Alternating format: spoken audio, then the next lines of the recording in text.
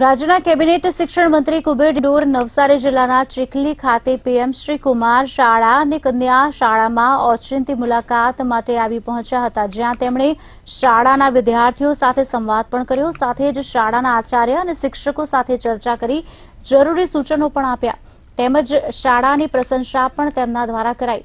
તો વાંસદા ખાતેની રંગપુર પ્રાથમિક શાળાની પણ તેમણે મુલાકાત કરી. શિક્ષણ મંત્રી કુબેર ડિંડોરની ઓચિંતી મુલાકાતને પગલે વહીવટીતંત્ર દોડતું થયું હતું.